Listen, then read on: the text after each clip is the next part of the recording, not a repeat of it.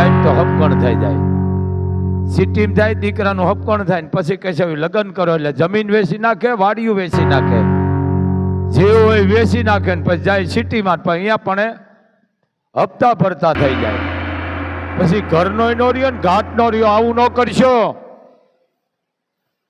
ગામડું ગામડું છે બાપ.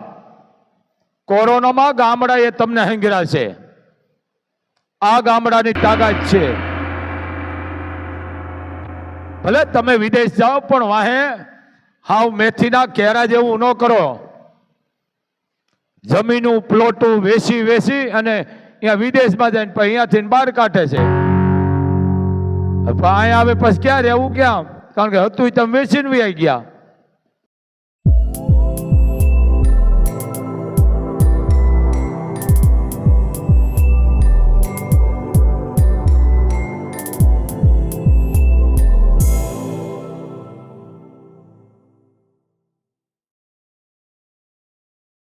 માલકોર જે તમે આવ્યા છો શાંતિથી આરતીના દર્શન કરજો. પોણી કલાક આરતી હાલે છે માની, એટલે શાંતિથી બેહો બાપ. વાત ગામડાની અને સિટીની,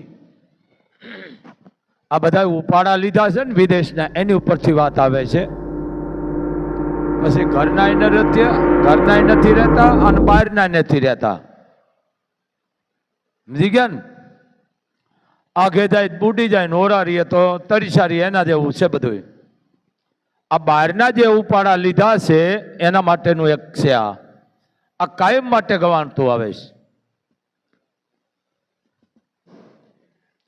અત્યારે ઘણા ભલે બરોબર કરતા હોય, બરોબર છે કે દીકરાનો હપકણ નથી થવું, સિટીમાં જાય ને તો હપકણ થઈ જાય.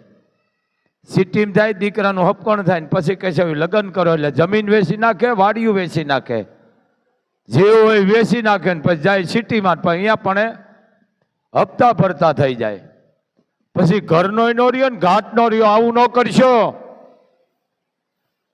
ગામડું ગામડું છે બાપ. કોરોનામાં ગામડા એ તમને હંગરા છે. આ ગામડાની તાકાત છે. ભલે તમે વિદેશ જાઓ પણ વાહે હાવ મેથીના કેરા જેવું ન કરો. જમીનું પ્લોટું વેચી વેચી અને અહીંયા વિદેશમાં જઈને પછી અહીંયાથી બહાર કાઢે છે. અહીંયા આવે પછી ક્યાં રહેવું, ક્યાં?